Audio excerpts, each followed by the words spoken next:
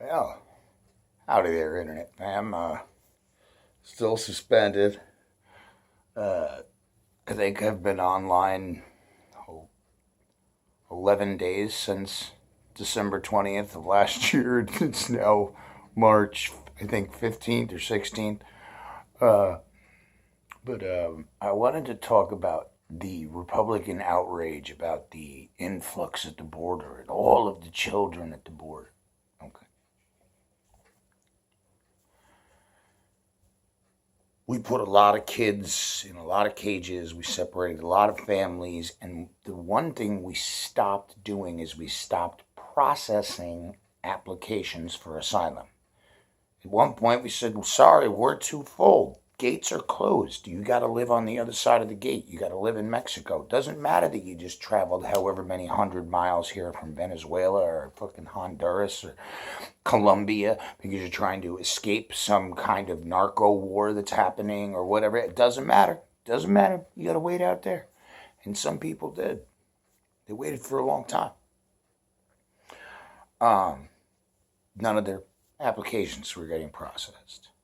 These people had nowhere to go. So there it was, this giant stack of people. And on the other side of the gate here in the United States was a giant stack of people and kids in cages, separated from their families, completely violating the law, sometimes for up to over a year.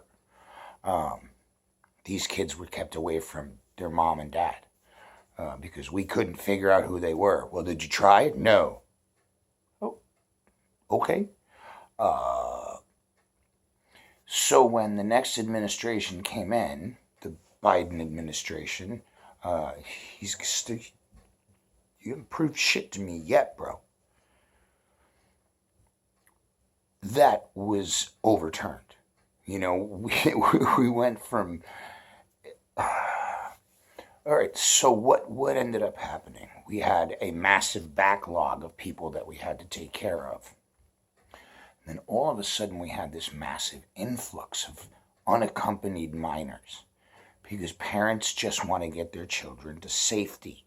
So they bring them to the gate and they're willing to let them go to a sponsor or somebody in their family. That's how it's supposed to work. It's supposed to take 72 hours. They get a court date, they get released. This prevents people from sleeping on the in tent cities. Okay? So that's how there's a giant backlog.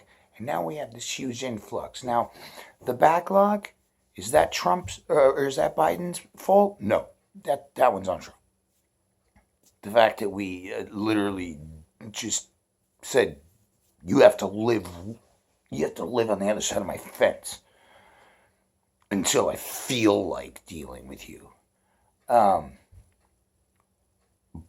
But is there blame to be placed on Joe Biden and his team for not for nobody? I mean, he's been vice president. He's been a senator. You know what I mean?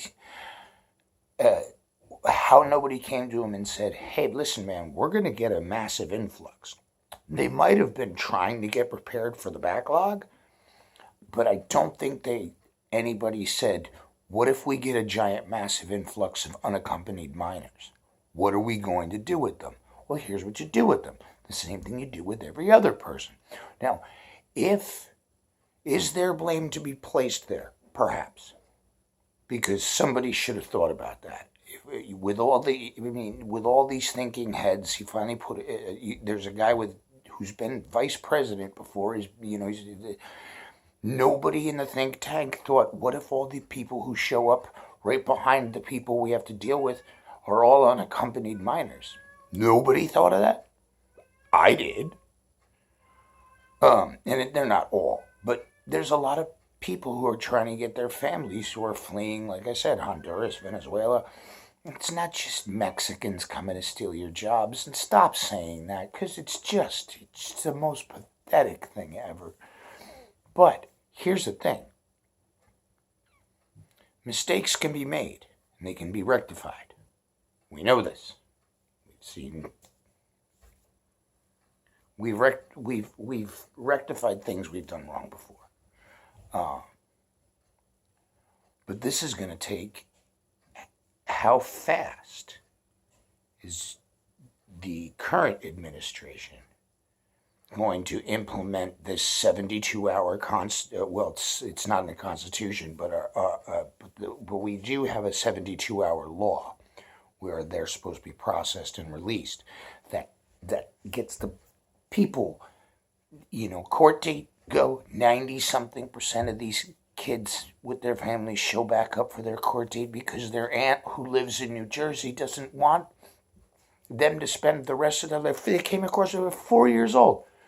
The rest of their life, we already have a problem of DACA, because even though Reagan gave 3 million illegal immigrants amnesty, we can't do that. But it's going to come down to the gumption, because if the play is build more tent cities and build more holding facilities, that's gonna gather the ire of the progressive people. It's gonna gather the ire of the people who voted for him, because then it just makes him look more cruel. I don't think that he has cruelty in his body, but it'll show him as a corporate. It might cost you the 2022.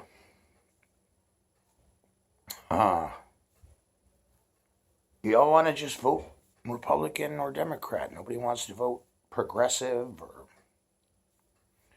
whatever. I mean, we got a bunch of progressive people in the last election, but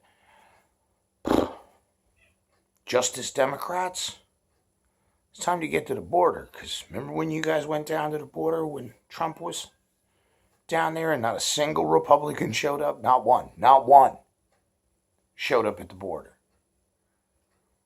to show the conditions. Oh, they're all running to the border now. And they're going to talk about the cruelty of the administration and these children. And they're going to cry and they're going to whine and they're going to Tucker Carlson all over Fox News, OANN, and what is it? I don't even remember the other one. Because it doesn't matter. We got one fucking shot. You got one shot. Get this one right. You got the money in. You got the stimulus package passed. It's missing some pieces, but if you can continue to move forward on those pieces, I have my reservations about whether or not the $15 bill will ever come up at all, ever, for an actual Senate vote. But you got one shot to hold this party together. Otherwise, it's anarchy. There's nobody's, like, really?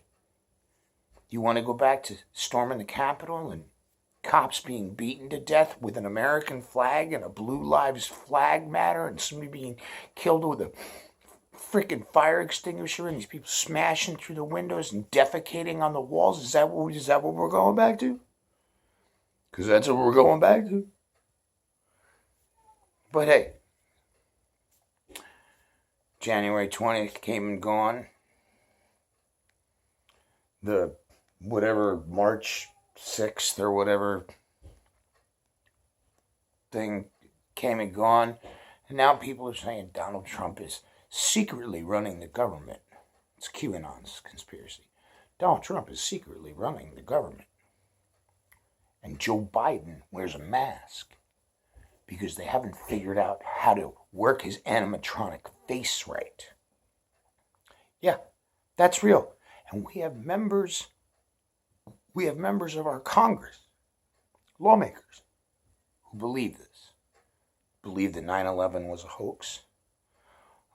Believe that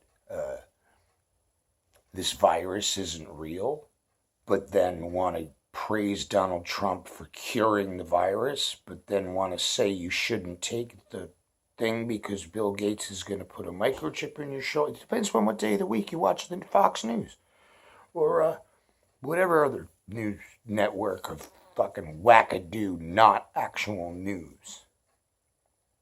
Gotta get outside your bubble, guys. Anyway. Have a good day. Gotta go start dinner. Keep it classy, America.